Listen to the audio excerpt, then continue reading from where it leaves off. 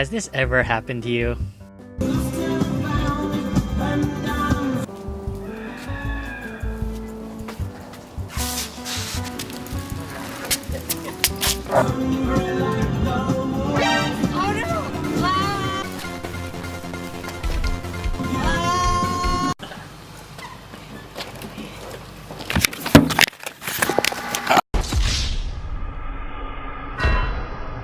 Have you ever hit yourself with a car and wondered what happens to your head? If you have a friend who at all reminds you of our friend Luigi, who you just witnessed have his 13th accident this semester, then you know you've probably spent some extra time on Google search, looking things such as traumatic brain injury, and occasionally you learn something new. This week, we learned about diffuse axonal injury. And what exactly is a diffuse axonal injury, you may ask? Well, for starters, it is a diffuse brain injury, meaning it occurs over a widespread area. 2. The brain movement caused by the force is actually rotational, which causes cells to stretch, damaging their function. The severity of this ranges from loss of cognitive function all the way to prolonged coma and even death. However, being the BioE 102 students that we are, we want to know more. How do the mechanics actually work? I immediately contacted Luigi, who contacted Teresa, who contacted Sean, and we did what any good BioE 102 student would do. We developed a model. And no, not the express model kind.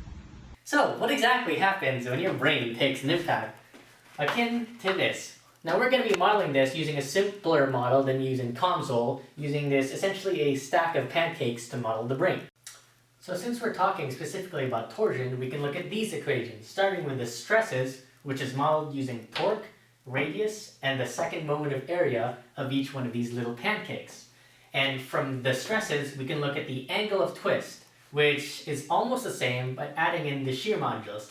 Now the angle of twist is important because from this we can calculate the strain, which essentially gives us exactly how the brain is biologically affected, because the strain is a measurement of deformation. So for both the stresses and for the angle of twist, we can see that these equations are split up into different integrals because each one of these little pancakes has a different second moment of area. And also, for the angle of twist, you can notice how we only take it up to the third pancake right here, because for our angle of twist, we wanted to approximate a hit exactly on this, and then since the angle of twist would be the same for these top two, we wouldn't have to consider these last two in this equation. Now that we know the equations which we go into it, we can look at a more complicated model using COMSOL and model exactly what happens, or almost exactly what happens at least.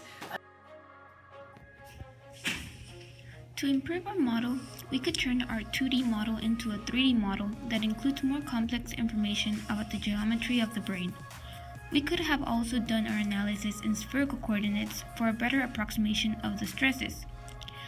But as we can see from our model, the brain is a delicate organ and we must continue our research to gain more knowledge about the biomechanics of these injuries.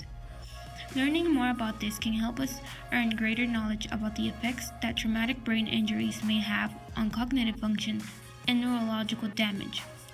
Future work will focus on complex designs of helmets that can protect the head against greater loads.